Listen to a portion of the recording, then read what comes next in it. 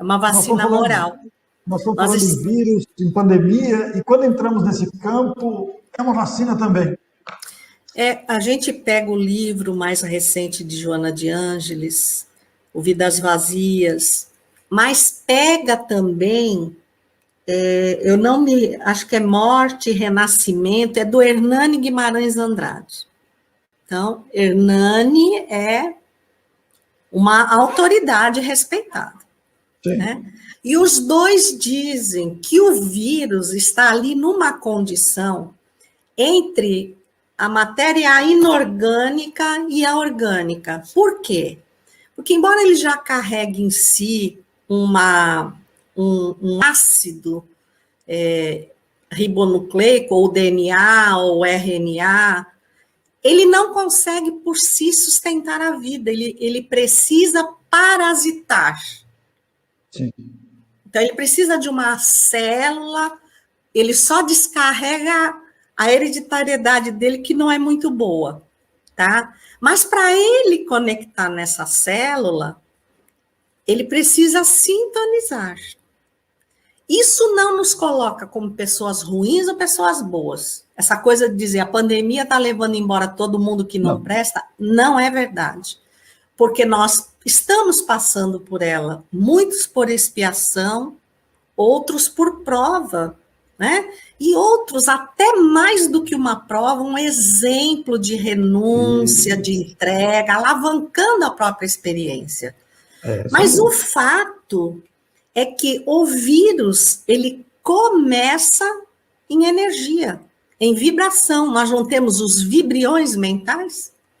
Então, quando nós investimos vibração no mal, aquilo vai se adensando a ponto de se materializar, porque a materialização nada mais é que a energia condensada. Sim. É isso que é o nosso corpo. Então, condensam-se também vírus, bactérias, e aí Joana, na lição 11, que chama período de transe, ela diz que nós, há séculos, vimos investindo no mal, no desânimo, no pessimismo. Então, ela não fala só na ruindade, na crueldade, na revolta, no crime, não. No pessimismo, no desânimo. E isso foi adensando até que se materializou. Iria se materializar, assim como um vírus conecta numa célula e passa o seu RNA para ela, tá? Antes de aportar numa célula, ele aporta no nosso campo mental. Então, essa grande energia estava oferecendo uma influência psíquica muito deletéria, sendo absorvida por pessoas que têm similitude. Então, ganância, poder, corrupção, tudo que não é bom, que não é tão bom. Então, há 2 anos atrás, qualquer um de nós estava temeroso de uma guerra. Não estávamos? Sim, estávamos na iminência de uma guerra.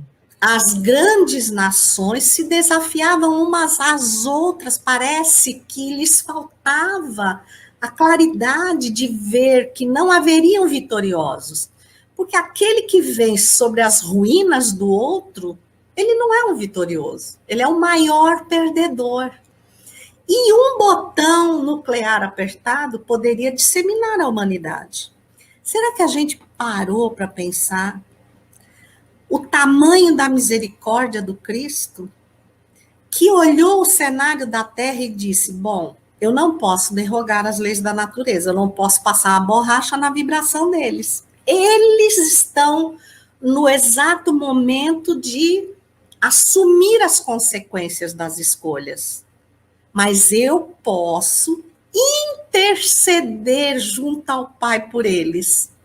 Então, em vez de que eles fiquem, cada um num campo, porque nós temos os grandes tratados internacionais de aliados.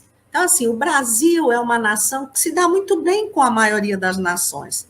Mas se ele precisasse responder como aliado, ele iria ser inimigo de muitas nações, sem ser inimigo. Sim. Então, a guerra nos colocaria em campos divididos. E aí, Cristo, né, Jesus, nessa categoria de espírito puro, com todos os seus prepostos, foi como um grande vendaval que varreu a natureza e materializou isso, oportunizando aos homens uma nova oportunidade, uma nova chance, que viesse num inimigo comum, o vírus. E aqueles que estavam prontos para usar as armas, trocaram as armas por tubos de ensaio, por laboratórios, para salvar a humanidade. Coisa linda, né? Numa visão de que somos todos humanidade. Agora, em experiências nesta ou naquela nação, nós somos todos humanidade.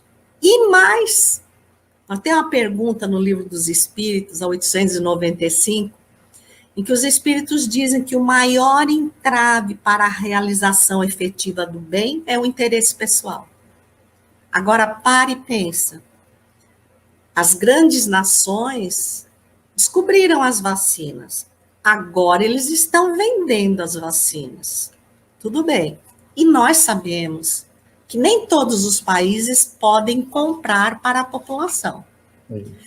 Eles vão começar o resgate econômico com maior facilidade, mas eles não vão poder dispensar a contribuição que os outros povos oferecem à economia deles, no turismo.